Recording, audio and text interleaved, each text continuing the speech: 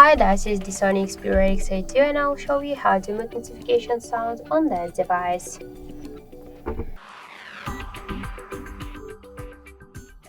So open first the settings application, then tap to the sound section to mute notification sound, or should mute this ringing notification while on panel.